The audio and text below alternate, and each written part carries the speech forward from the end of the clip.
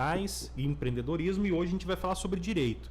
Então eu digo que eu estou aqui como aluno justamente porque, por exemplo, o Frequência hoje ele é um programa que tem um formato específico, um negocinho assim tal, faz um trabalho um pouco diferente, mas a gente já bateu cabeça, por exemplo, porque a gente foi fazer algum tipo de acordo, esse acordo foi de boca, não foi fechado um contrato, ou seja, foi um baita amadorismo da nossa parte em si. E que a gente tem muito problema no cenário com isso. Justamente, porque aí o que acontece? Porque a gente tem sempre essa ideia, tipo assim, pô, a gente tá na internet, tá ganhando dinheiro, tudo, e a gente não profissionaliza de fato o negócio. Aí quando isso aconteceu, eu falei assim, caramba, então tá na hora da gente profissionalizar o negócio, tá na hora de montar empresa, tá na hora de registrar, tá na hora disso, daquilo, e a gente já tá em todos esses processos.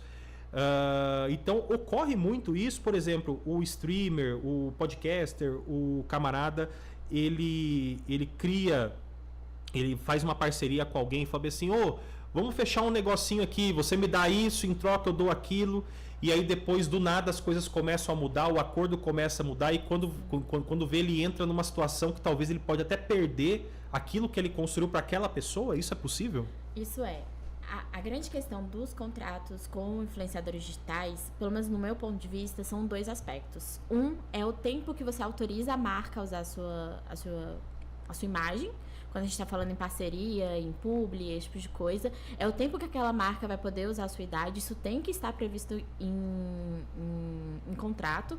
Claro que quando você posta ali no seu feed, a não ser que no YouTube, enfim, em lugares que sejam mais fixos do que um Stories, por exemplo, aquilo fica por mais tempo. E a não ser que você vá lá e apague, aquilo vai ficar ali. Mas a questão do tempo de imagem que a empresa vai usar é justamente o tempo que a empresa pode divulgar aquele vídeo.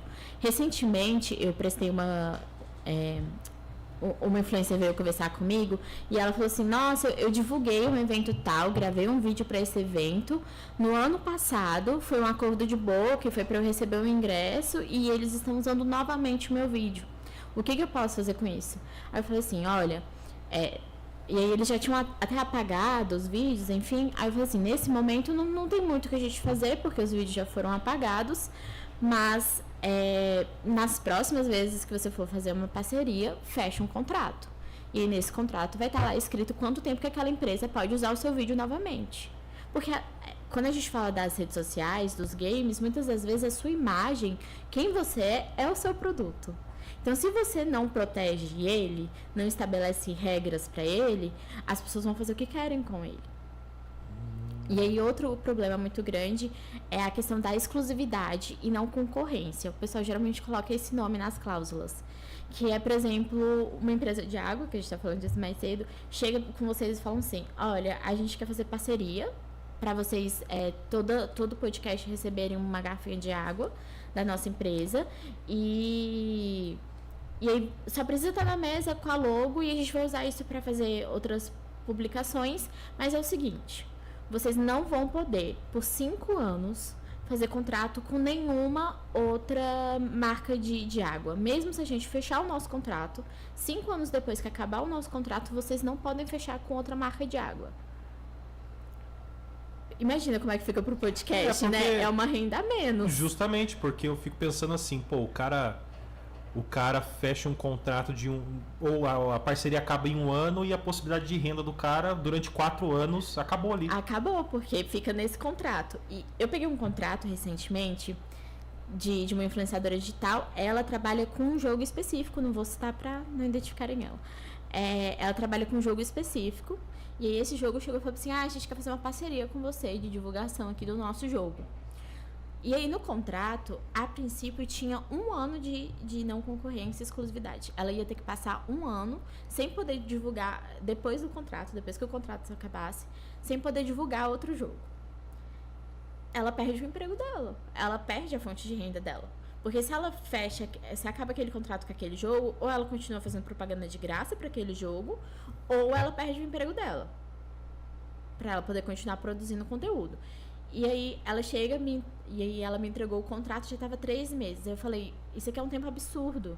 Porque aí acaba o contrato, você vai passar 3 meses sem poder divulgar outro jogo.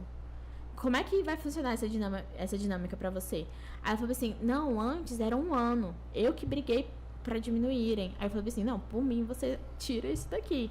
Porque até porque você não é desenvolvedora do jogo. Não tem o porquê deles terem medo da concorrência. A sua função é justamente divulgar jogos, né? Então, são 2 demandas quando a gente fala de streamers, de influências digitais, de podcasts, que tem que ter atenção no contrato. É o tempo que a marca pode usar a sua imagem, pode usar a publicidade que você produziu e o tempo de não exclusividade e não concorrência.